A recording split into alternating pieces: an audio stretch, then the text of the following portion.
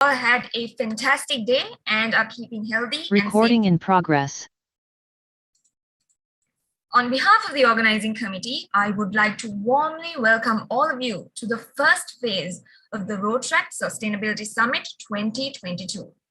Rotaract Sustainability Summit 2022 is an initiative by Rotaract in Rotary International District 3220 Sri Lanka and Maldives, and is hosted by the Rotaract Clubs of NIBM, SLIIT, and the University of Colombo Faculty of Arts. And I am Mithmini Karavana, your host/moderator for the evening. So, for those of you who don't know, the project Rotaract Sustainability Summit is a brand new initiative introduced by the Avenue of Special Projects of Rotaract in Rotary International District 3220 for the year 2021-22. The main objective of this project is to create awareness among the youth regarding the concept of sustainability by highlighting the Sustainable Development Goals as the main branch, and also to create significant impact on the thinking patterns of the youth. Now, this initiative consists of 3 phases, and today marks the beginning of the very first phase, which is a webinar series. And today we are going to have a panel discussion to discuss the sustainability and also the link between sustainability and the Sustainable Development Goals. Of course, this initiative was not my idea, so it's only appropriate that we get the person who gave this idea. So to give you a more thorough idea as to what the Rotaract Sustainability Summit really is, let me invite none other than our very own district Rotaract representative, Rotarian Rotaractor, past president, Akila Vijaythunga, to address all of you.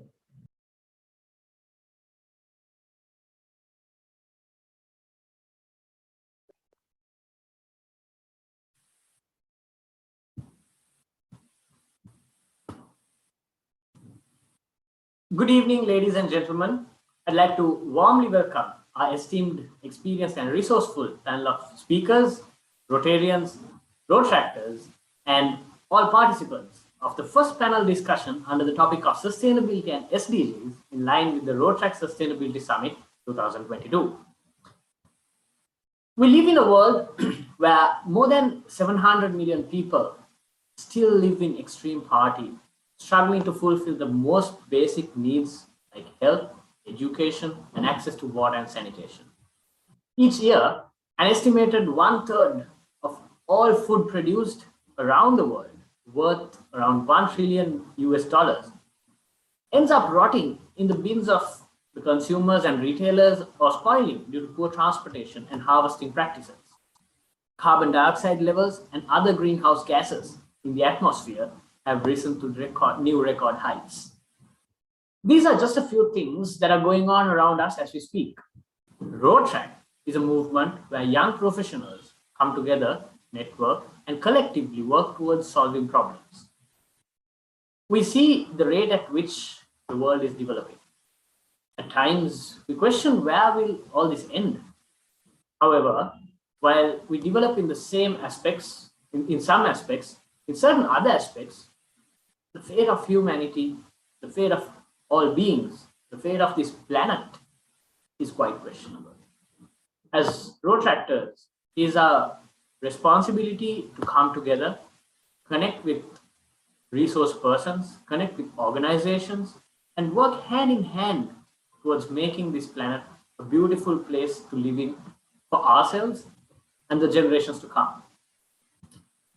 The purpose behind the idea of the Rotaract Sustainability Summit was to educate, enable, and empower the youth on sustainability, sustainable growth, and sustainable leadership and related concepts in order to amplify the efforts of Rotaractors that will contribute towards a happy and fulfilled future. I will not take any more time as we have a wonderful panel of speakers to share their thoughts and to clarify your doubts.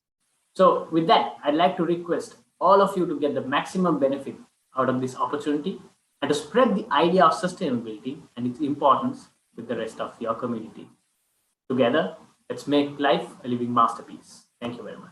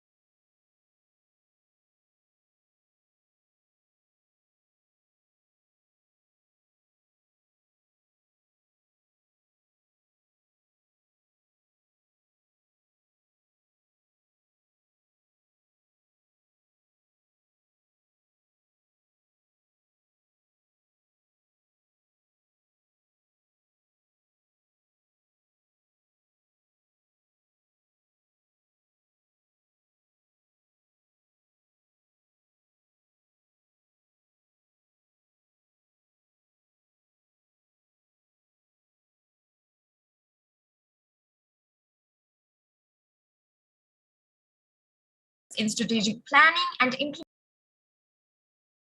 social and product sustainability strategies in the textile industry.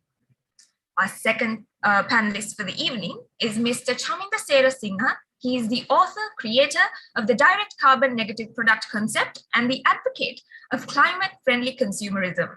He is an inventor, corporate executive, and an educator, and is passionate about inspiring sustainable innovation. And our third and final panelist is Mr. Sanjay Jayawardena, the Manager Sustainability for the Incube Global Private Limited. Incube Global is a joint venture of Brandix, and it is the center of innovation for Brandix. He has been in the field of sustainability for the apparel industry for the past 8 years. And now I would like to invite our panelists and also thank them for joining us this evening and for being part of this initiative.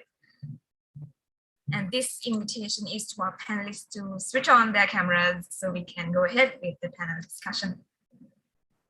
Hello, Mr. Chaminda, and we have Mr. Sanjay, hello, and Ms. Chatri Edersingh is also here.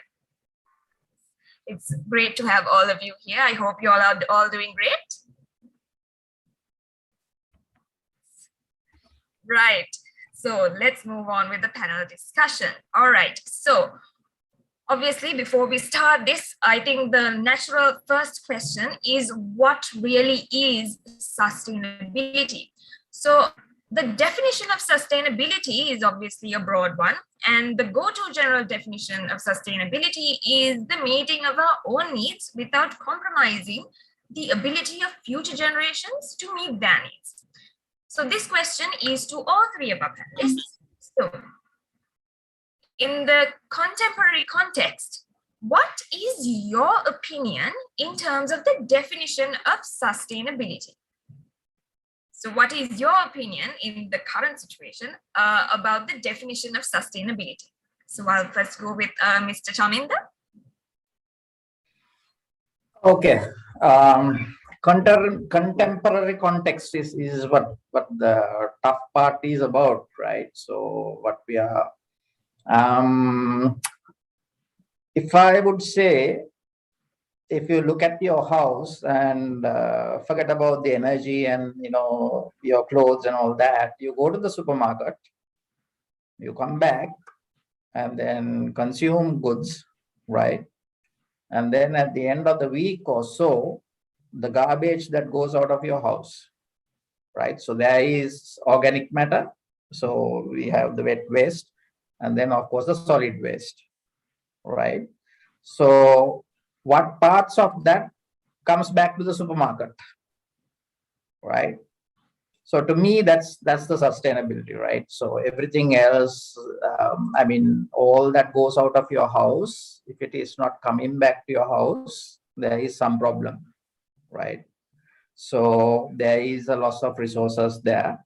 Then in terms of delivering that, there's a loss of energy, then so the footprints and so and so forth. So to put this in a global perspective, am I allowed to share a screen? Can I share a screen? I think we can give you access. Okay. Is it possible for you to check that? Yeah. Yes, I think you can. Yeah. Okay. Super. Let me see if I got it right. Launch one.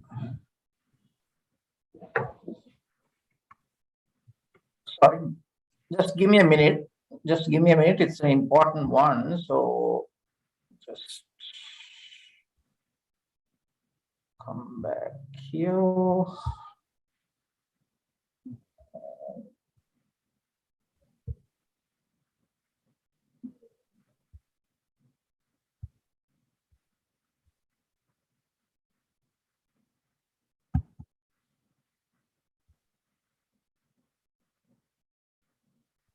Okay, so hope this is visible.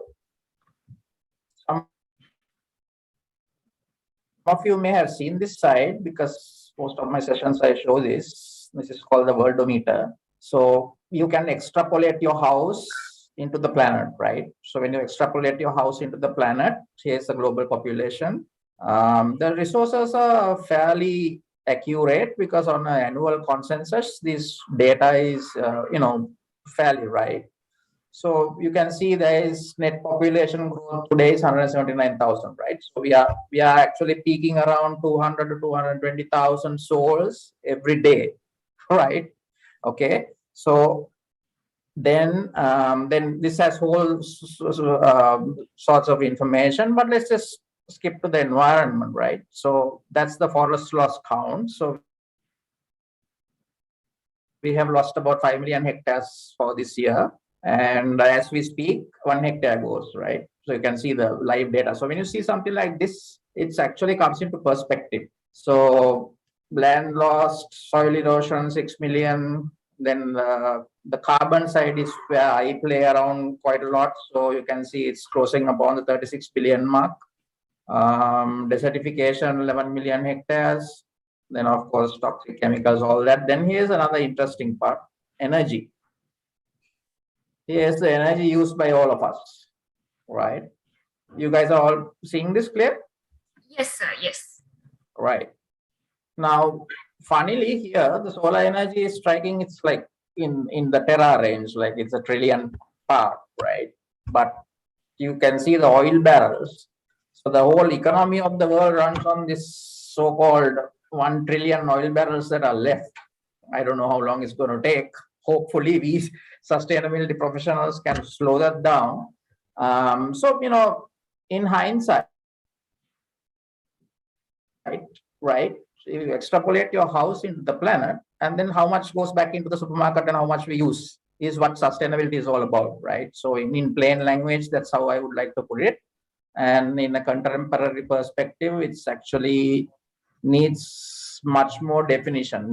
Yet I don't think the world has come with a proper definition, right? That's why it is stuck. So anyway, that's my perspective.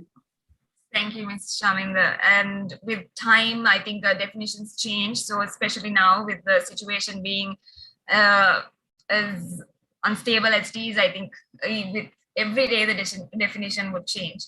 Yes, Mr. Sanjay, what would your opinion be on the definition of sustainability in the current context? Yeah, so for me, it's all about striking a balance. So here we are talking about minimizing the impacts and preserving our resources for the future generations and all. But sometimes the meaning and I'm talking here about with the corporate context in the background. So sometimes we lose a bit of impact and what its true purpose or in the business context and the sustainability. So sometimes people do tend to think sustainability as this pillowy or greenwashing kind of things, and this is all about like let's say it's sometimes they do get distracted from the business perspective and the planetary perspective. So we need to strike a balance between these two. So businesses needs to sustain for the environmental and planet, so for the business to create value for the environment, and then again the sustainability of the business is just not a thing we need to care of. So that one needs to support the planet and the planet needs to support the businesses. So for me, striking balance between these two and get the resource consumption levels as much as efficient and optimal level, so that all the world, then coming back to the basics, all the world and the future generations can follow and utilize, and then they also can consume their basic needs and live as much as we lived on this earth. So that's the meaning of sustainability for me. So in nutshell, that's it. So basically, when it comes to companies, not to lose focus of the goals of the company, but also not to forget that the environment is very much part of our everyday lives and to use resources very effectively. Yeah. And Ms. Chaudhary, well, what is your opinion on the definition? Yeah, Methmini, as Mr. Chaminda and Sanjay rightly explained, we are in a world where all the resources are depleting, right? If we have all the resources in an ample manner where we can spend as we want, I think we will not have a bigger problem, but we are in a resource depleting environment. So I would like to simplify the definition. You know, there is a UN definition. I have been hearing this from the time I have been schooling. But it's, I don't think it should be that complicated. When we communicate it to the public and the community and even to the children, it's good if we take it in a very simple manner.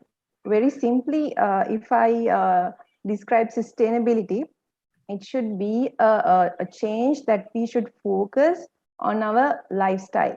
So it is not something that someone else should do for us, or it is not something that is happening elsewhere in Europe or UK, or it's not something that someone else should do for us. And also, it is not something that we should do in the future. So it should be a change that we should make in our lifestyle as individual, now as a person from your home. So if we simplified it to that level, I think it will be more practical. And Mr. Chaminda and Sanjay were talking about the resource depletion and the scarcity that we are facing. I think most of you might have heard about the World Overshooting Day. You know, like in corporate environment, we are getting a budget to be spent out during the year. So it's the resource that we are getting. So we have to manage within that budget. So similar to that, every individual within the world, we as a world population, we are getting a allocated, like there is a allocated resource pool for a year that we can consume. But you know, when I was born, like around 1988, the World Overshooting Day was around October, November.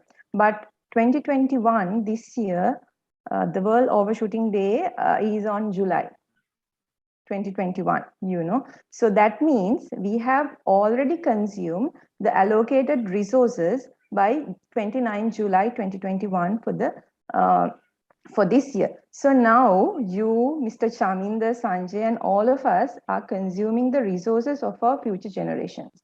So all of us are responsible. It's not just the politicians, the someone else around the world is responsible. It's all of us. We are responsible, and we should take action now, not later. Right, Ms. Chaudhary. So it's not about waiting for someone else to take the lead. It's about you taking the lead yourself for not just the future generations, but for your future as well. Right. Ladies and gentlemen, the attendance form is in the chat box, so do take a few minutes to fill that out. Yes, and moving on to the panel discussion. Right. So the next question, which is, I'm going to direct it at Ms. Chaudhary. So the question is, what are the implications on profit, both long-term and short-term, and its various stakeholders and reputation of a company that has incorporated sustainability into its strategy and operations? What will be the implications on its profits and stakeholders and reputation? Yes, you know, Methmini, earlier, like 5 to 10 years back, when we start talking about sustainability in the industry, like everyone started thinking about sustainability as a cost. You know, they considered it as a cost because we have to like spend some money to get the certification, simply to implement the environment management system, ISO 14001 in a company. There is a certain amount of expenditure that we have to incur. So earlier, the mindset was sustainability is all about a cost, and it is something that should be done by a designated person, the sustainability executive, or like whoever. So that was the attitude. But now, sustainability, I would say, it is the business language for textile industry, because it's no more than like it is not a cost anymore. You know, like it saves a lot of cost for the industry. If I talk about the cost point in the cost point of view, it is not longer a cost, because when we start thinking about environment, like under sustainability we are focusing on environment, social and economic sustainability. When we set our targets as an industry to reduce our energy footprint, to reduce our water, to like reduce our waste, to make sure we are not producing any toxic material, and all that is having a benefit to the organization. It's a financial benefit, because for utility, there is a certain cost that we have to incur. With all the energy and all the water-related process optimizations, new machineries, efficient machineries, new technologies, with all that, we can save a lot. And not only that, like by minimizing the waste is a resource in a wrong form or in a wrong place, right? So ideally we shouldn't call it a waste. It's a resource which is in a different form or in a different in an unsuitable place. So if we reduce the amount of waste that is generated in an industry, definitely it is leading to profit of the organization, to reduce the cost and eventually to improve the profit. So not only by like reducing the utility or waste, it's not the only concern. Like when we practice all these environmental, social and product related sustainability initiatives within an organization, it's a very good competitive marketing advantage to compete with our competitors as a textile industry, So we can have our green image, that reputation, all that matters. And we can provide a lot of sustainable options for our consumers by incorporating sustainability criteria into our product. For example, we'll say if we use like less toxic dyes and chemicals, if we reduce the water that is used for the production of our product, and not only that, if our products are recyclable, if it's supporting circularity.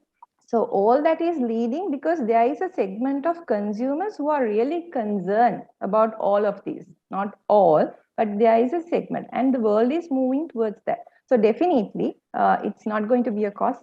It's going to be the business language. Especially for the textile industry, I think it should be the same for any other industry.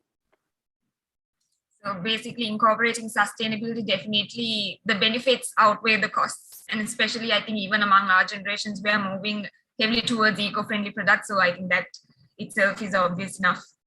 Right, so moving on to the next question. Right, so MAS breaks down its sustainability initiative in accordance with the pillars of social and environmental, while InCube opts to subdivide its movements towards sustainability under the topics of people, process, and product. So I would like to direct this question at Mrs. Sanjay first. Right, so InCube Global Private Limited has chosen its key pillars to be people, process, and product, unlike the globally accepted standard of the 3 pillars of sustainability. So what is the reasoning behind this unique approach to sustainability, and what are the advantages to InCube from implementing this unique strategy? This strategy has a couple of advantages for us. So this, as a starter, this gives us opportunity to look at all our operations and all our stakeholders and deliver a better solution for all of those aspects. And then on the other hand, it allows everyone in the organization to be part of the sustainability goals of the organization. And so like Chaturi mentioned earlier, sustainability is no longer a work of one person or one department or like one group of people. So it's everyone's work and it's ingrained into everybody. So this approach gives us like probably it's a unique opportunity for us to incorporate everyone, get everyone's support and everyone's involvement into the work. And then on the other hand, like I mentioned earlier, this gives us a better opportunity to give a overall like 360-degree solution for everyone. So if I start from the people, When we talk about people, it's both the internal our employees as well as our communities we are working with. And then so there we are working with improving the lifestyles of them, and then improving actually the lifestyles and the mindset and the awareness levels. Then when we move into the processes, then that's where the most of the internal environmental aspects we are talking about, like how we can minimize the impact we are doing to the planet through our processes. So then we can mitigate the impacts we have already done to the planet. And then when we are talking about to the product side, it's more of a futuristic, onward looking. There we are trying to see. So most of the people have say that apparel is one of the biggest polluters of the global industries when they rank it out. So obviously it's going to have a footprint. All our products going to have a footprint. So we are on the product side, we are going to see how we going to reduce that footprint and impact, and how we give a better solution and unique product for the our end consumers, so they can wear the product without a guilt. Then on that sense, we are on one hand we are improving our people's involvement and their awareness levels and their quality of life. Then we are reducing our impacts we have done so far and optimizing our processes. Then we are looking at the product and seeing how we can improve this further, how we can get the people to wear the same product for a longer time, so this won't go to the like landfill, or let's say the end of life further than the typical one. Then because of that one, then how the future generations can consume more resources, like not more resources, but the things that needs to be allocated for them. So in that sense, this approach gives us the perspective to balance all the work we are doing, get everyone involved in, and look at our past actions, our people within us, and our future actions. So that's the unique perspective of this one. It's all about finding the right approach for your organization. Correct. So my next question is to Ms. Chaturi. So yes, so what is the reasoning behind primarily subdividing the approach of sustainability under environmental and social? And what are the implications from this approach towards the third pillar, which is the economic pillar? Yeah, let me share my screen with me.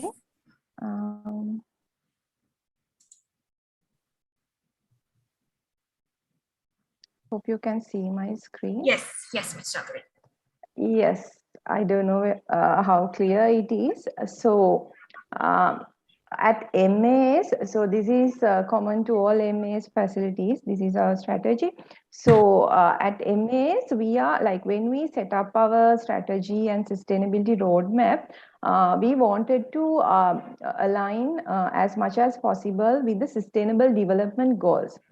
You know, Sustainable Development Goals are the 2030 agenda, right, towards sustainable development. So as an industry, we wanted to focus, because all the nations globally, they are like focusing and fully aligned with Sustainable Development Goals. So MAS is also fully aligned with the SDGs. And when we come up with our sustainability strategies and roadmaps, this is the main reason to be fully aligned with the Sustainable Development Goals. And also at the same time, our strategy is like addressing the triple bottom line approach of sustainability, where environmental, social, and economic sustainability aspects are all covered. So if I briefly explain you all, under environmental sustainability, we are focusing on championing our climate action. So there we are like trying to reduce our energy intensity and to replace our energy sources with renewable options.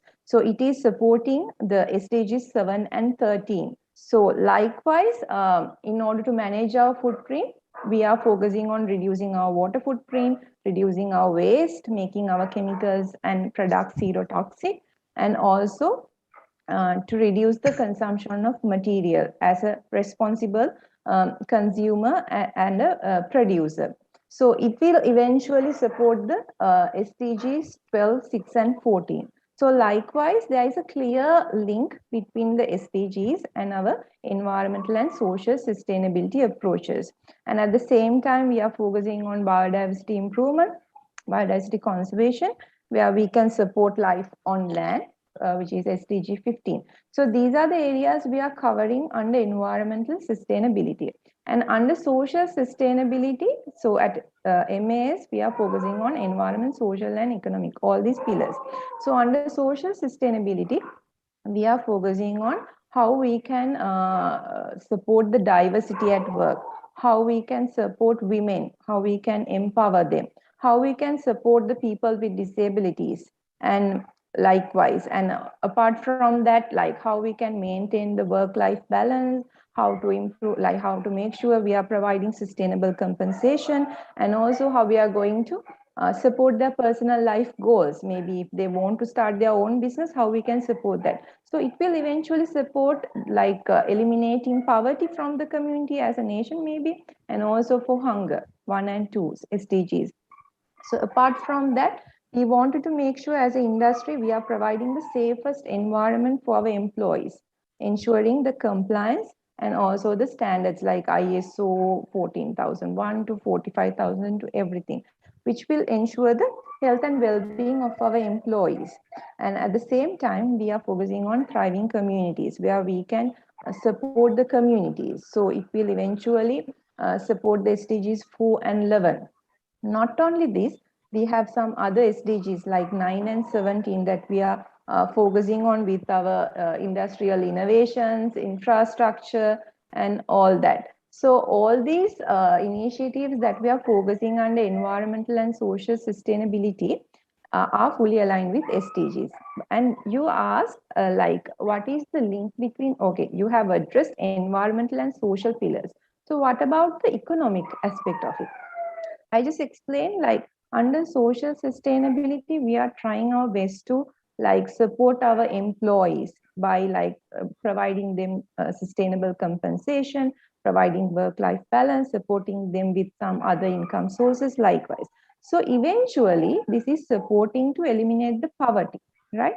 So it is having an economic benefit. So it is all these environmental and social initiatives are supporting the economic sustainability as well.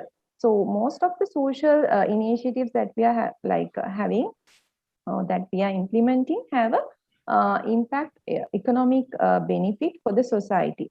Not only that, as an industry, as I explained earlier, because we are focusing on environmental sustainability, eventually it reduces the utility cost, it saves resources.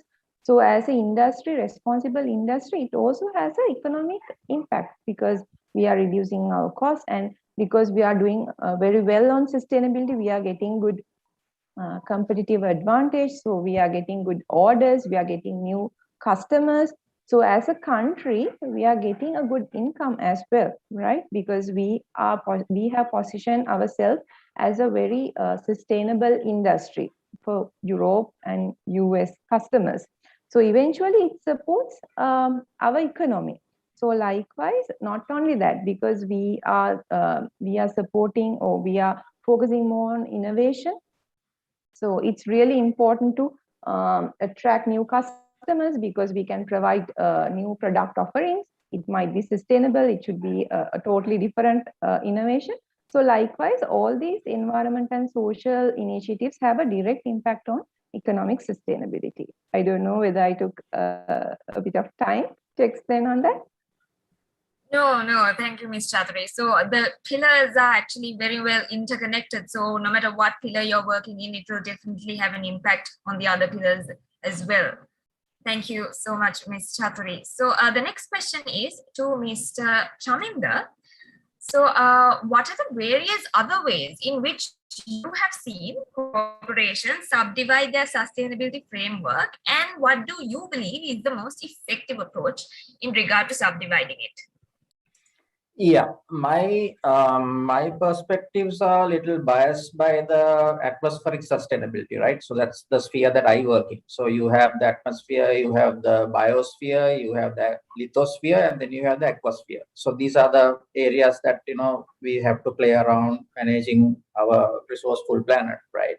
So to me is there is only one pillar. I think what Chaturi mentioned earlier is that we are all in it, right? We are all in it. So there's only one pillar, the human being. Okay. So it is the human being that messes things up. It is the human being who can sort itself out. So if you take an organization, I do consult to few organizations overseas. So if this is the organization, what comes out of the organization is the one that engages with the market, right?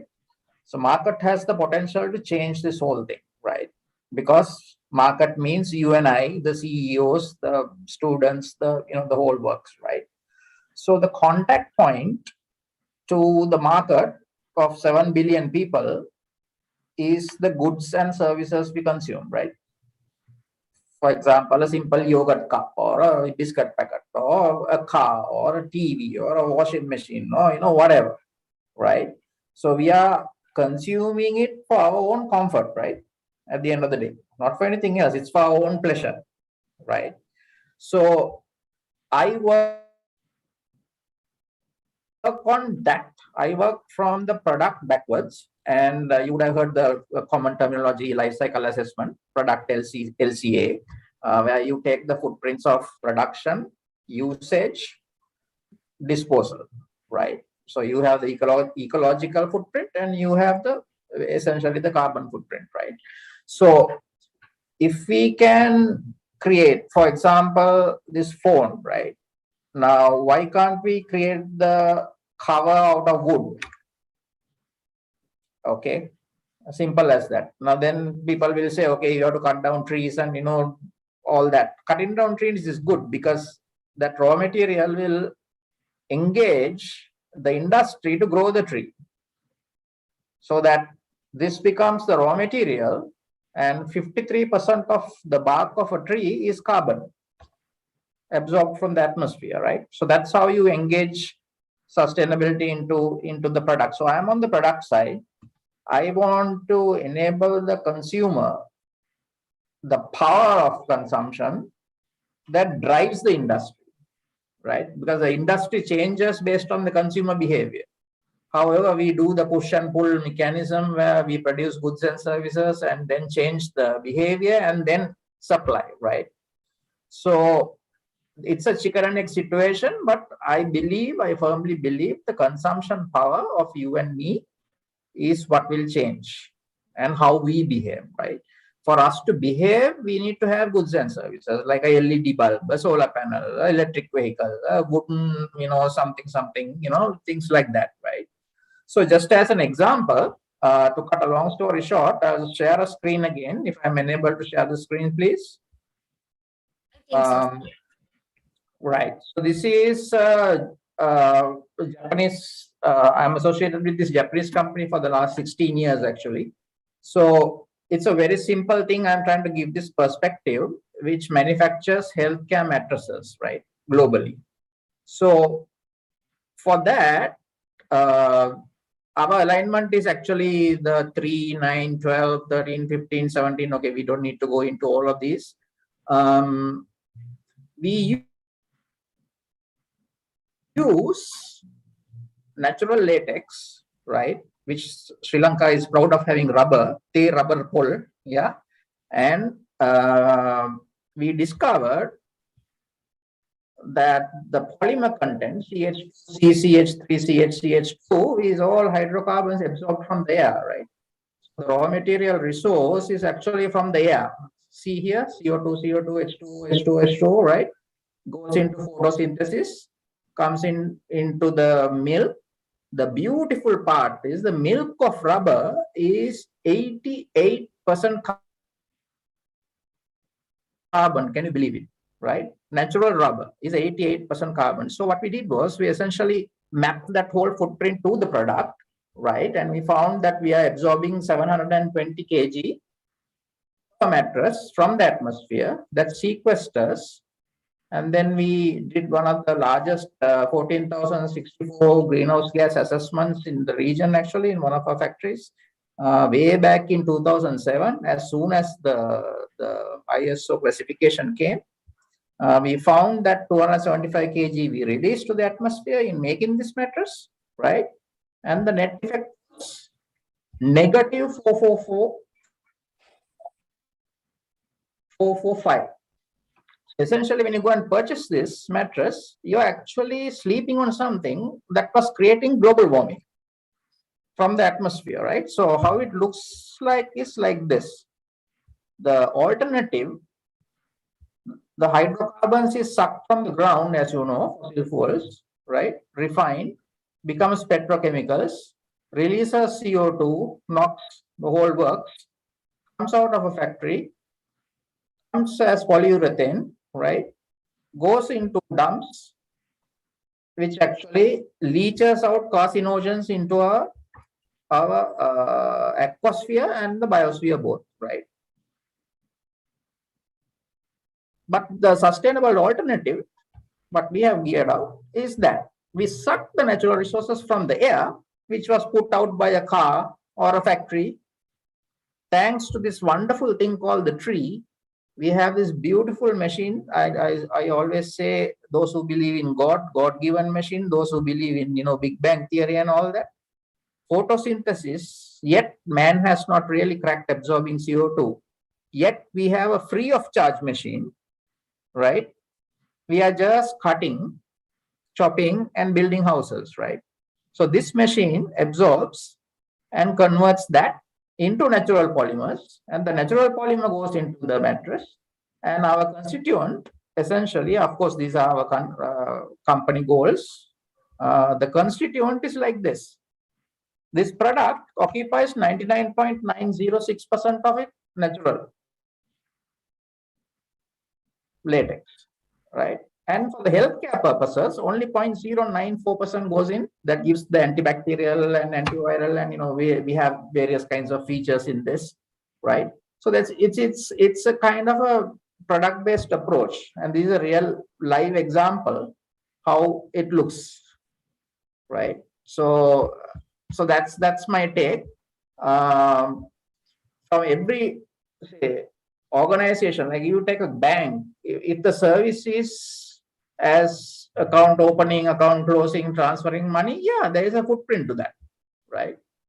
There is energy footprints, there's human resource footprints, the whole works. So can we quantify that to the product?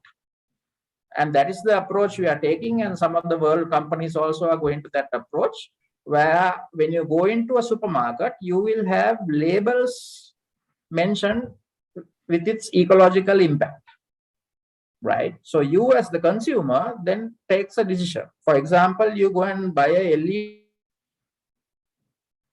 LED bulb. Some of us like, this field of sustainability, so we buy a LED bulb, but 99% buy a LED bulb because the energy saving is greater, isn't it? Right. So the profitability then comes in there with the innovation, right? And the whole cycle, like the pillars that both Sanjay and Chatri explained, are encompassed in the product, right? Finally. So my emphasis is always on goods and services. Sustainability is there. Right, sir. So sustainability is in goods and services, but also it's all very important that we are all aware of sustainability, and also how our products encompass the sustainable characteristic. Right. So the next question. So now we have spoken about sustainability. We are now moving on to sustainable development goals. So this question again is to Mr. Chaminder. So, in your opinion, sir, how does sustainability relate to the 17 SDGs defined by the UN? And which goals specifically do you believe are more important and impactful in terms of sustainable development compared to others? Okay, first part, I was not at UN, so I didn't define it, right? just off cut thing, because it's a tough thing, right? So how it relates is understood. I think it's implied if you look at the icons and you see how it relates. But there is one that I take home, that is number 12, responsible production and consumption. Without that, no point talking about any sustainability, right? So again, my perspective only, because I play in that sphere. So sustainable production and consumption is key, right? And then of course, affordable energy comes into play. There are two, I think, item number 7. So 12, 7, and then my passionate area, I don't know, the 13, climate change, right? So 13, 7, 12. But I see the interlink again. For example, 7 says affordable and clean energy. Again, it's responsible production of energy, right? Isn't it? So it's all interrelated at the end of the day. The question is, all what we consume, do we do it in a manner that doesn't damage the planet, right? So 12 is my emphasis. Added to that is 13 and 7. Right. So responsible production basically leads all the other sustainable development goals. Production and consumption. 12 has all that interlinked. Yes. But pardon me, I just have to tell one thing. What we need to see is whether we can define 12. 12 is not defined properly, right? So if you guys, the next generation, can define 12 with innovation, with intuition and creativity and all that, and these days I call it the without the box thinking. Not out of the box, just take the box out completely, right? If you can define responsible production and consumption, how Chaturi also started and said we are all humans and it's our responsibility, right? If 12 is defined, I think that will be the game changer. Responsible production and consumption. Yes. All right. So moving on to the next question, which is to Mr. Sanjay. So sustainable development is a holistic endeavor which often requires the engagement of all citizens or employees of a company to be fully effective. So why should the Sri Lankan working class be at all concerned about sustainability? What do they gain from being sustainable? Yeah, so I'll start from where Mr. Serasingh has stopped. So for me, the motherships of the SDGs are like 12 and 17, the responsible consumption and the partnerships. So like I explained earlier also, everyone needs to partner for this one. And like Mr. Serasingh again said, human beings are at the center of this one. Human beings created this mess, and we need to create a way to get out of this. So from what I have seen, all our work, the sustainable initiatives and the projects, so anything we do is 50% of the process and the structure and the works we are putting together, and 50% of the human behavior. So it's with everyone, so all the employees, all the citizens have work to do in this one. So I'll agree with you for the first opening part. So everyone has a role to do, and how it links to them. So I think it's all about educating and creating the knowledge levels up high. For an example, like a general worker would think like their role on the organization is to maximize the output. So the number of production output they do in a day.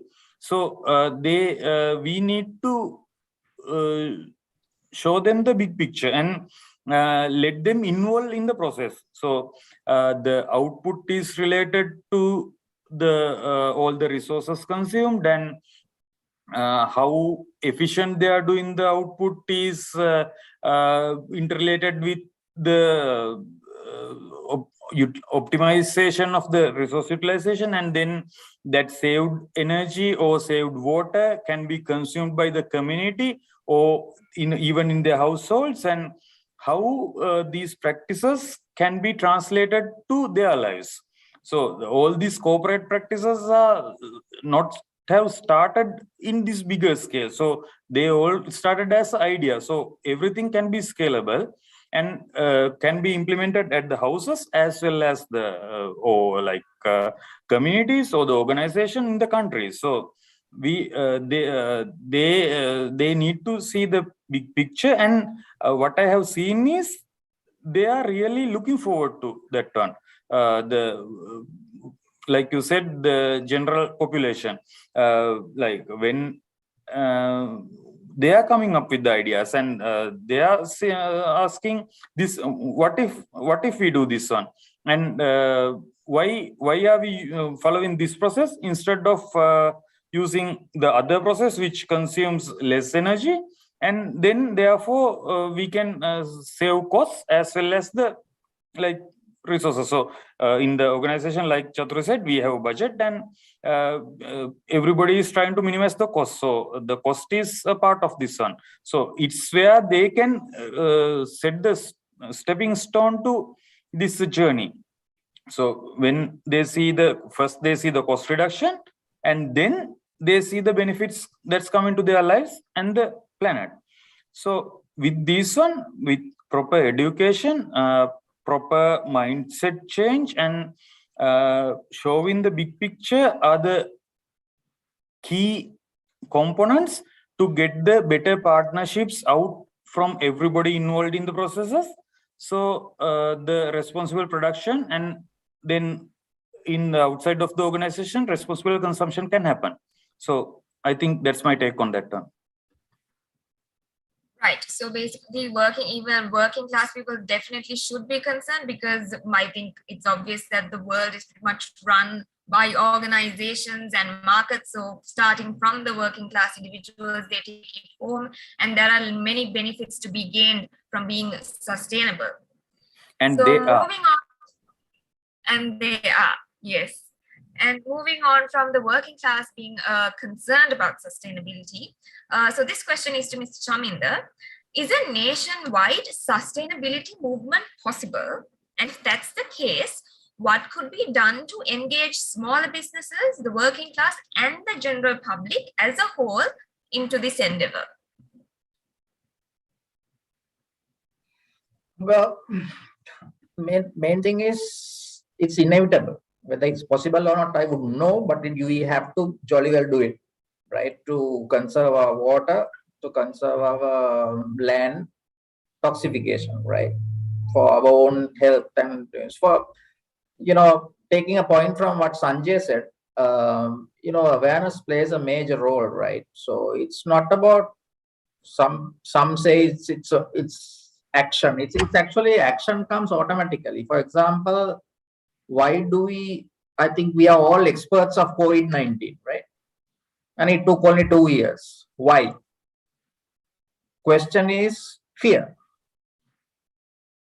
Okay. The impacts of climate change has not yet hit us. So we don't have fear.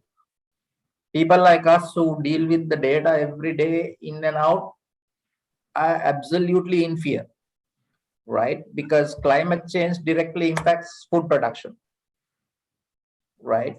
So it's what in it for me kind of situation is where still sustainability has not hit, right? So what hits people is actually pain, pleasure, profit. These are my 3 P's, right? So if you don't have food, problem. So now you ask about a nationwide issue. So His Excellency the President tried to do a nationwide issue, and I think we are all crumbling down, right? So with I think it's a fantastic initiative. But the thing is, again, what happens is the organizations that are having profits right now in other means will always break it, right? So if it's a nationwide thing, then policy formulation should be number one, because no one by itself is trying to do anything, right? Because profitability is at the core.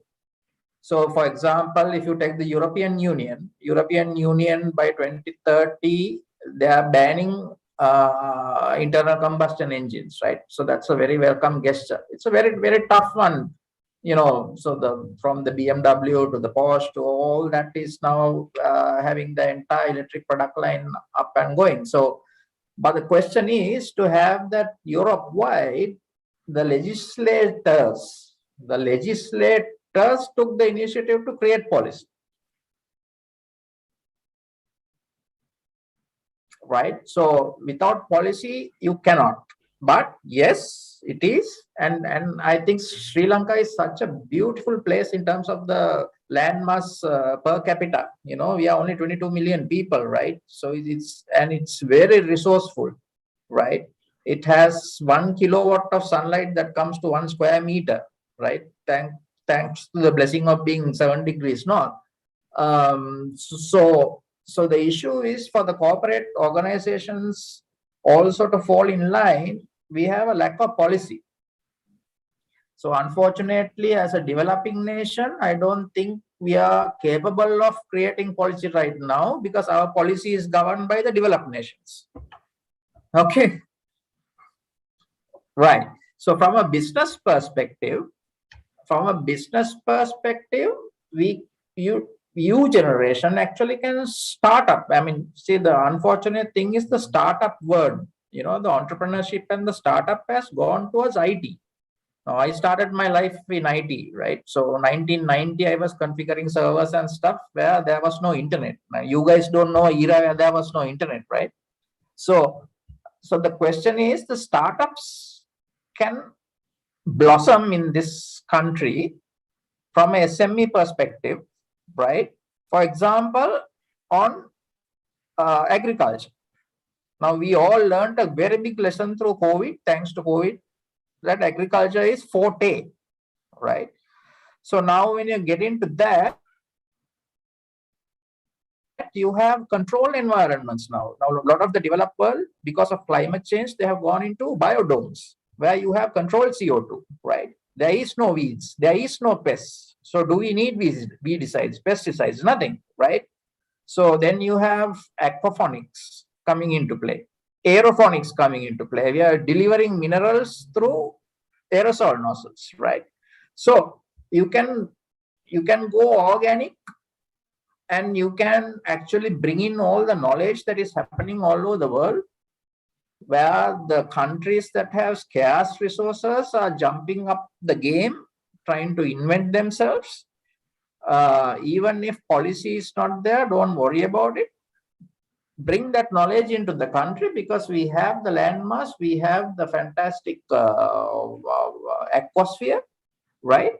And the startup. I think what we need to do is to ignite the startup, and the startup slightly shapes towards the sustainable innovation, because sustainable innovation is the startup today.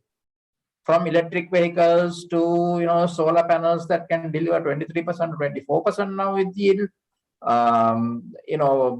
Various kinds of say, you would have heard about solar concentrators, right? So it's not only the solar panel now. We have found that it's better ways to harness the heat and then fire up gas turbines. And then in Morocco, there's a 500 megawatt solar concentrator plant, world's largest, where they are using salt, just common salt, right, as battery, because common salt can hold heat. And they have done underground massive tanks of salt, and they collect the solar into the concentrator, pipe it down, hold it in salt, and in the night, the gas turbines can work from that energy. So that knowledge is now, thankfully, thanks to being global citizens, thanks to the internet,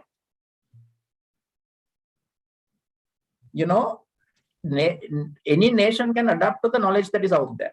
So if one thing is, as I said, policy should help. If the policy is not there, bring in the knowledge and have a startup on your own, because the market will be there to pick it up, for sure. I may have deviated a bit from your question, but that's the core.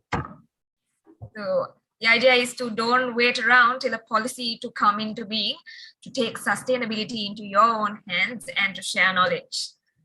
Yes. So moving on to the next question, which I'm directing to Mr. Sanjaya. So the thing with sustainability and sustainable development goals is that there are certain contradictions between the goals. So for 9, according to SDG 9, constant investments in innovation, infrastructure, and technology is a crucial aspect of sustainability. However, the recent advances in automation, robotic technology has resulted in many of the previous job roles being redundant. So that directly contradicts with the SDG 8, which is about decent work and economic growth. Now the question is this issue real? Should we be concerned about it? And if so, how can we address this issue? This is a thing between quality over quantity, I guess. So so the automations are happening in a rapid pace, and we sometimes do get the notion that it's replacing the jobs. But if we really look into it, what the automations and the robotics and these mechanisms are replacing are the maybe sometimes the tedious routine jobs or the dangerous tasks, and sometimes actually like the very low entry grade repetitive tasks. So then what the people we are moving into is where the creativity needs to be at play, and then with these automations, actually it's helping people to have a better standard of life and better working conditions, and making the true human potential flourish more. And then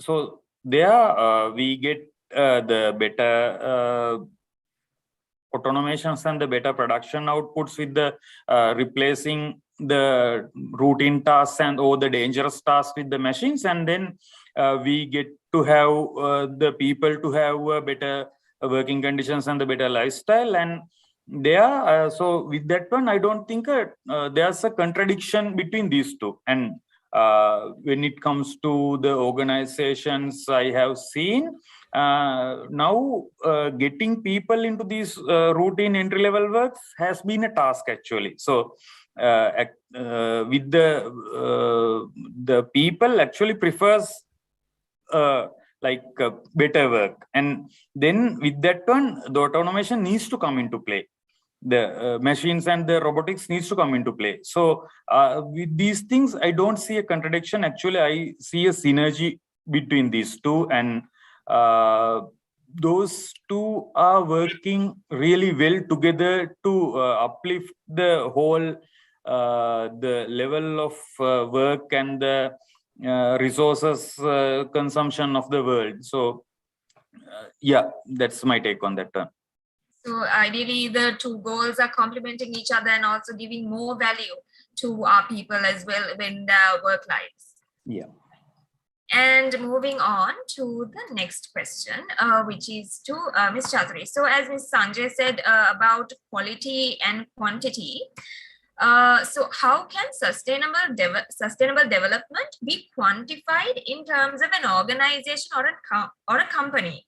How can it be accounted for? Yeah, Medmini, as I just shared my screen previously, and I showed the strategy that MAS is driving towards 2025.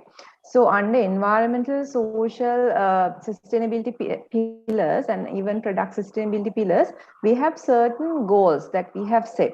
You know, under environmental sustainability pillar, we are focusing on reducing our emissions. So for that, we have a specific target. We are fully aligned with SBTI, Science-Based Target Initiative. So we have set up our goal of 25% absolute emission reduction by 2025. So likewise, we have a breakdown all these targets, and we have quantified our targets, and not only for environment sustainability, even for social and even for product sustainability, we have set up our targets. So eventually it will lead our organization to drive sustainability, and it's also quantifiable. It's not just we are doing something here and there. So we are working on our targets. So eventually it will lead us to the sustainable it's anyway linked to sustainable development goals. And as an organization, we have set up our quantifiable targets as an organization to drive this. So even though it starts as a qualitative goal, it will eventually result in quantitative results, right? So for the final question of the panel discussion before we move on to the Q&A session, so this question is to Mr. Chaminda.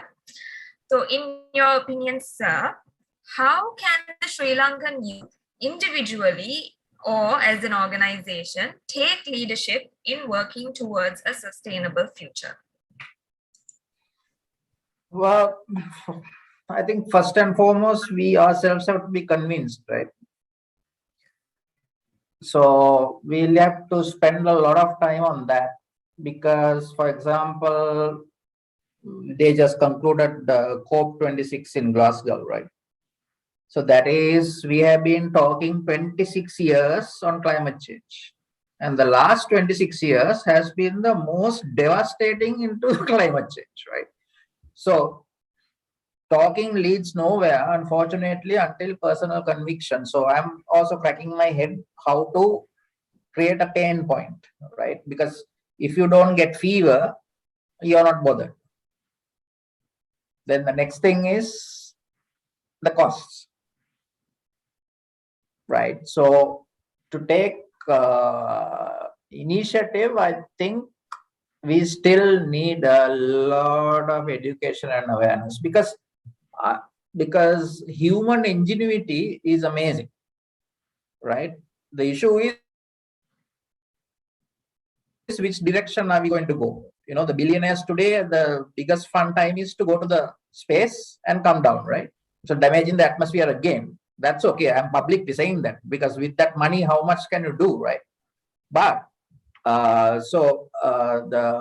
conviction, I think sustainability is unfortunately is not there in O levels. I don't know whether there is now because I'm 52 years old, but you know, it has to be at the heart, you know, from the Shishatta it has to come, right? Otherwise, whatever we, you know, try and juggle, because the problem is, especially developing nations, there is a shift of lifestyle, right? So people move from lower middle class, lower to middle, you know, like that it goes on. So the cars are being bought, the tires come in, you know, so humongous consumption, and it's Moore's law, right?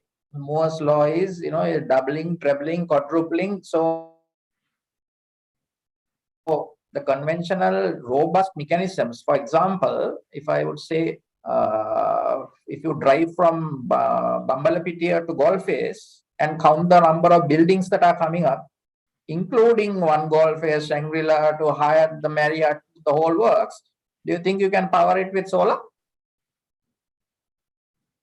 tough, right? So the most robust systems that are known is unfortunately towards the unsustainable side, because the inventions and the industry at that time did not have a resource crunch, neither a climate crunch, neither an environment crunch, right? When the electricity was invented, when the autocycle engine was invented, none of these were there earlier. So we have been using those inventions. The only innovations we talk about, unfortunately, is in IT. But now we have a different paradigm, right? So what I would say is there is a fantastic area for you guys in material sciences, right? So this is where the sustainability initiative comes in, because finally cost has to be there, pain has to be there, pressure has to be there, right? So if you can please your consumer in a fantastic way, so I see this as a little jigsaw puzzle of hydrogen atoms and carbon atoms, right? This whole, my atmospheric sustainability side, right? Because you're playing with that at the end of the day, right? From one side, we are talking hydrocarbons. Once it goes into a tree, what do we call it? Carbohydrate. Same thing, right? So if a lithium-ion battery is a big problem right now for electric vehicle, which has to be mined, and this falls into the category of rare earth materials, REMs. Innovate from carbon, from silica. What is abundant? So the lot of research and inventions or innovations are now fixed in the paradigm of sustainability, whether you like it or not, because for the fact of the pain points, because for the fact of cost points, right? So if you engage abundant material, like the example I gave you, like from if you are sequestering atmospheric carbon, I mean, there is so much of carbon in the atmosphere, we don't know what to do with it, right? And that is creating global warming. So why don't you come up with a fantastic option? So there is a superb company from Zurich coming out called Climeworks. They have created the machine to absorb atmospheric carbon, but it's at a high energy demand right now. But they're shipping it in containers where you can keep it in a city even, and it starts absorbing carbon, right? So the innovations, for example, in the automotive industry, the innovation is now talked about electric vehicles. Why? Is it because of sustainability? Yeah, sustainability certainly worked. It sparked it. But stumbling upon that, we have found the efficiency levels of an electric motor far outweigh an internal combustion engine that converts only 20% of the liter of petrol that is gone into it into the tires, right? So it's amazing field. So it's no more doom and gloom. And the good news is, if you take our planet, we have not imported anything from Mars or anywhere, right? All this waste is also got from this. All this carbon also is got from this planet, right? So like I think Chatri pointed out, it is in a different form at a wrong place. That's about it, right? So bring the knowledge in so that we have it in the right form, in the right place. That's all that matters. And then, thankfully, with all the efforts, global efforts, we have now seen that when it's in the right form and in the right place, it is profitable, right? So that's why the organizations are also jumping into this bandwagon, not because for the love of the planet, like again, Chaturi explained about the MA's initiatives, because it hits the bottom line, right? Because your waste management hits the bottom line. So the inventions that are coming out is unbelievable, right? So I wish we had some other time to have a chat on that. I'm like, there is in Spain, there is a set of university students who is generating electricity from a plant, right? Unbelievable. From a flower pot, you can charge a phone now, because they have put it in a bacteria that fires out the electrons using photosynthesis. So it's unbelievable. So for me, I see a future where I plug the electric car into a tree. Possible, not possible? Yes, it's absolutely possible. Only difference is we have not cracked this, because this is we are in the paradigm of conventional wisdom. Now we need intuition and creative thinking, and you guys are at the forefront of that. And let me conclude with a statement that that changed my life, because I love Einstein and what he has done. He says the intuitive mind is a gift, the rational mind is a slave. Sadly, we live in a society that worships the slave, has forgotten the gift. Keep these lines in you, and you will find the intuitive mind, which is God-given, or quantum physics today, the quantum unified field we are talking about. We are talking about subatomic particles, quarks, leptons, halons, the whole world, boson, Higgs boson, all that. We are playing with material science. So the intuition, when you develop something out of intuition and not from the conventional mind, it is always sustainable, because it respects the planet. It loves the planet, right? And then there was one more point that I wanted to mention. It just slipped my mind. Anyway, so just get out of conventional wisdom, right? I think our education system has to be overhauled fully, globally, and it is happening big time. Sustainability, it's not a buzzword anymore. It should be managing our resources the best way possible, and bring in the human mind and the intuition to create more and more greater things, right? With abundant materials such as carbon, silica, hydrogen, things like that. And okay, so what sorry, I'm taking a little long because I'm just trying to push out. So I'm working with a company again from the Japanese side, where we are playing around with plasma, right? So that's the fourth level. So you have the solid, gas, right, and liquid. So at the plasma level, you can play at the quantum level. So there is technology coming where even the waste, the solid waste, can come closer to the building blocks of elements through plasma technology, right? So essentially, the waste can get back to electrons, neutrons, protons. So they are playing God there. Okay. So what I'm trying to express here is that it's doom and gloom from a top-down approach, but that doom and gloom is spanning intuitive mindsets, right? And all these materials we are playing around with, quantum physics has now addressed that, right? So you guys please jump into quantum physics, because that's the field, right? You don't have to be a rocket scientist to understand that. Today, you be 1 hour in YouTube and you can master any subject, right? Thankfully that.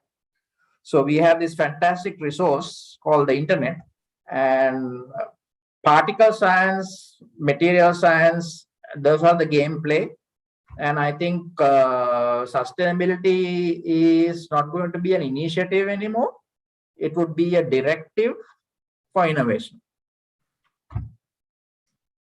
Thank you, sir. So ideally, the first step for a sustainable future is making sure that all of you are educated in the ways of being sustainable, and then to not think out of the box, but to think without the box. Right, ladies and gentlemen, now we can move on to the Q&A session. So if you have any questions, you can unmute yourself and direct your question to our wonderful panelists here, or you can type in your question in the chat box, and please mention to which panelist you're directing the question to.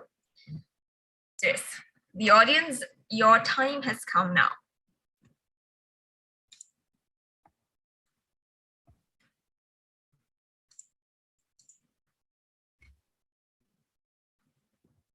Good evening, everyone.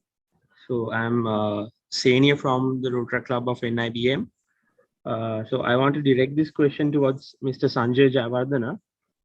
So what is the biggest inhibitor to adopting an approach of sustainability in our country? Yes.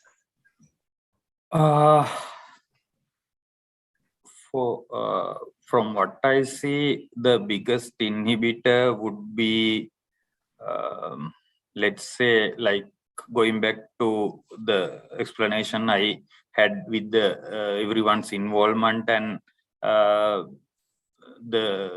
getting together, the partnerships and everything. So biggest inhibitor for me would be the silo mindset. So everyone needs to think beyond the picture, like Mr. Serasinghe said, without the box. And then they need to explore the avenues of what more we can do and what together we can achieve. So that kind of mindset needs to come in. These silo kind of mindset is the one thing I would say the biggest inhibitor from achieving the greater sustainability goals.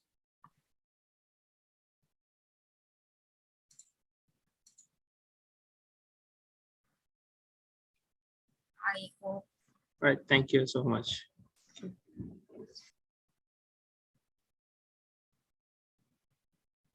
If there are any other questions, you guys can go ahead. Yes. There is a question to Mr. Chaminda. Right. Major sustainability initiatives are usually done by developed first world countries. I've heard major world leaders such as Vladimir Putin say that investing in sustainability is a privilege reserved for these first world countries. Is this true? Can third world countries such as us afford to invest in sustainability? I wonder whether Mr. Putin might kill me by saying this, but no, not really, because the developing side is called the emerging markets, right? So emerging markets have a huge potential, but I agree in a way, because I think, again, pointing back to what Sanjay said, we have the money. The country has the money. Let's say we don't need dollars. For our thinking, we need rupees, right? So rupees is there.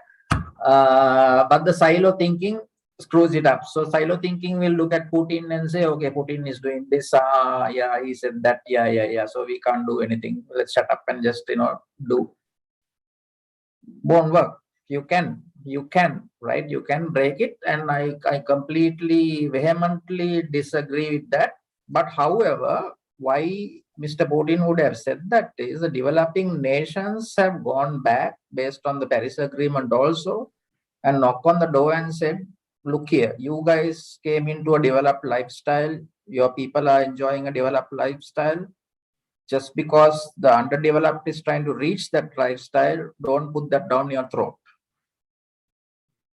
Right? So that's the reason it's a privilege the first world has.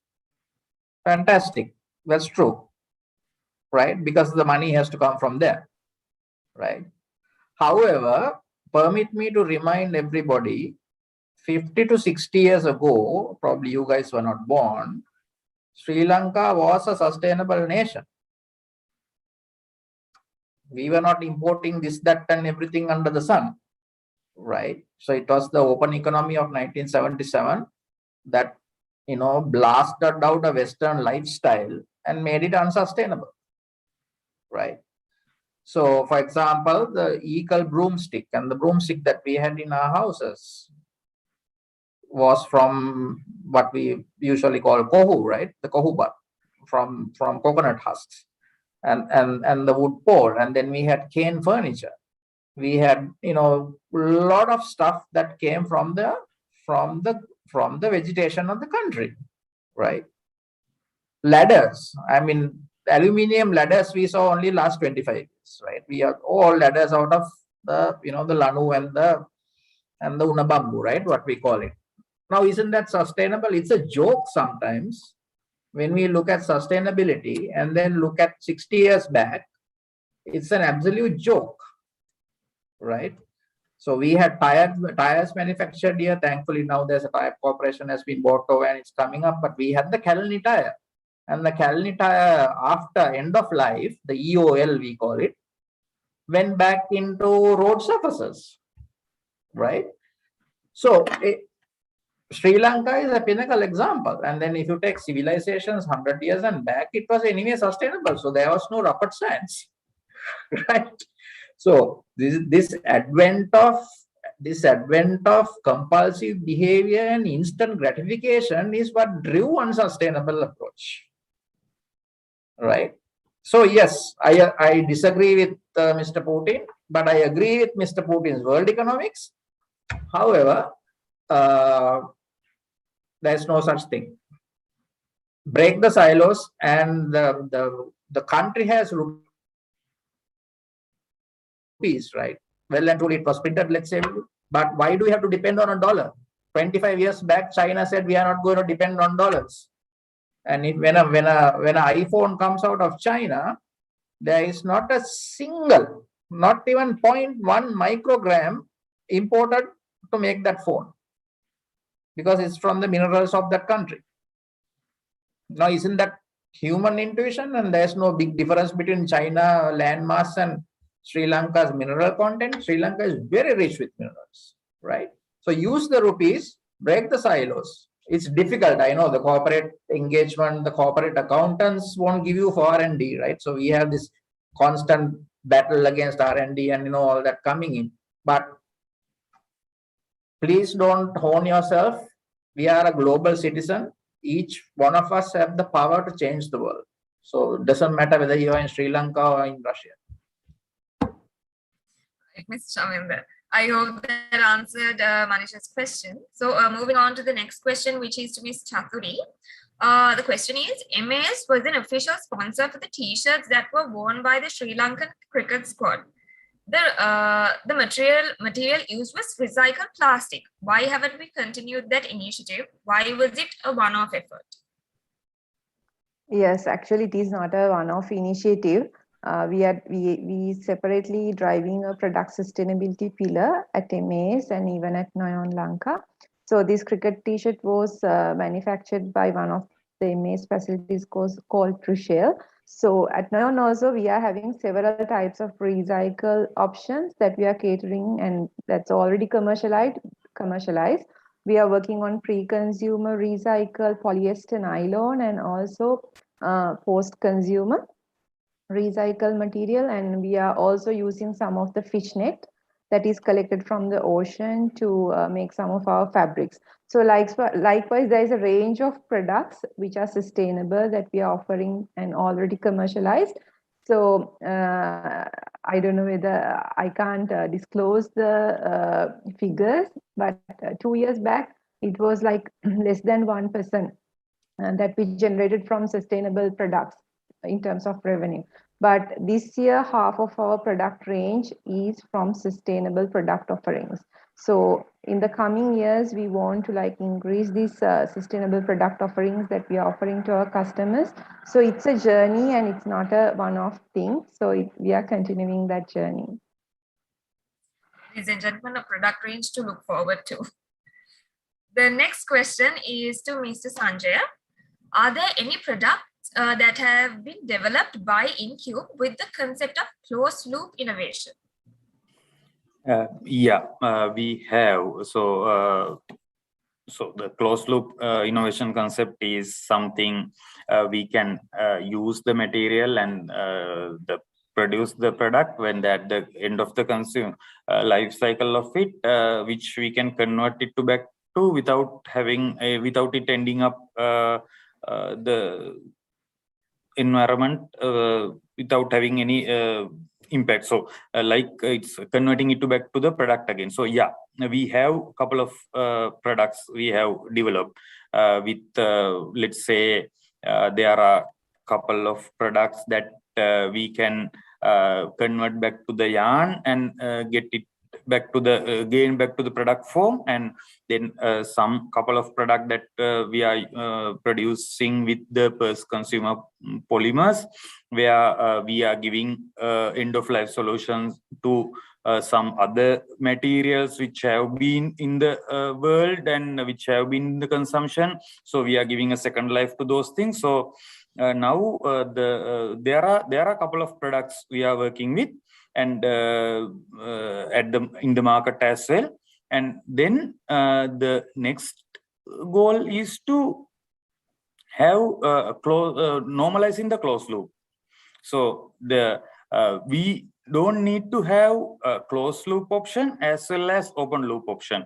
The 100% of the products needs to be closed loop in the ideal state. So that's our goal is set. So there are products, there's a technology, and then it's a matter of scaling it up and having 100% closed loop portfolio, not in our organization, but in the whole industry.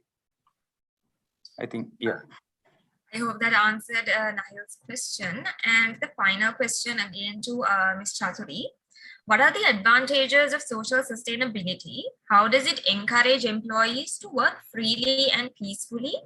And can employers sustain the social sustainability goals? Yeah, Metmini, at MAs, for us, people are our biggest asset. So we have to take care of them. So social sustainability is one of the key pillars that we are driving. So we want to make sure that we are providing them the best working conditions, and we don't discriminate anyone in our work premises. We empower women, diversity is facilitated, even the people with disabilities, we have provided them opportunities. So we try our best to maintain gender equality, to minimize inequalities. So likewise, we try our best to implement all the possible social sustainability initiatives in our organizations. Not only that, we are really concerned about people work-life balance, and even we are concerned about their personal life goals. And not only that, we want to make sure that we are providing the safest working environment for them to work. There are some multinational organizations like Google, like as a young crowd over here, like you must be like Googling like how well they treat their people. Even MAs now we are focusing our best to see how well we can incorporate all these like international standards for our organization. So we have introduced this OHI, Organizational Health Index, as a parameter, and we are driving towards that. So it's really important pillar for MAs. I hope that answered Chatura's question. That seems to be all of the questions. So that will mark the end of our Q&A session. So thank you so much, ladies and gentlemen, for sending in those questions. If there were questions that you didn't get to send or you were a little too shy, make sure that this is a webinar series, so there will be future discussions. So make sure to join them because your questions might just be answered there. So on behalf of the organizing committee, I would like to thank Ms. Chaturi Singha, Mr. Chaminda Singha, and Mr. Sanjay Ravardhana, our wonderful panelists, for joining us today despite their busy schedules and for educating our audience on sustainability and sustainable development goals by sharing their thoughts and experiences. On behalf of everyone here, I would like to thank you once again and wish you a very Merry Christmas and a Happy New Year, and wish you the very best of luck for your future endeavors. Thank you so much for joining us. And thank you, Matini and the team. It was a pleasure to have all of you here. Thank you so much. And ladies and gentlemen of the audience, thank you so much for joining us today. And we hope your knowledge on sustainability was improved and you are now empowered to lead Sri Lanka towards a sustainable future. I know that many people say it's better late than never, but in this case, as you were listening to the discussion, I have to agree with Brian Adams when he sang Summer of '69, it's now or never. So ladies and gentlemen, now starts your first step towards a sustainable future.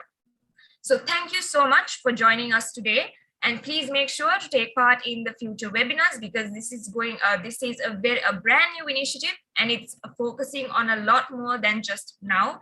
It's all about the future. So thank you so much for joining. And I am your host, Metmini Karyakarana, and I hope you guys have a fantastic night and wish you a very merry, extraordinary Christmas, and of course, a very happy new year. And hope you guys stay safe and stay healthy. And also make sure to wash your hands. Have a great evening, ladies and gentlemen, and hope you have a good night.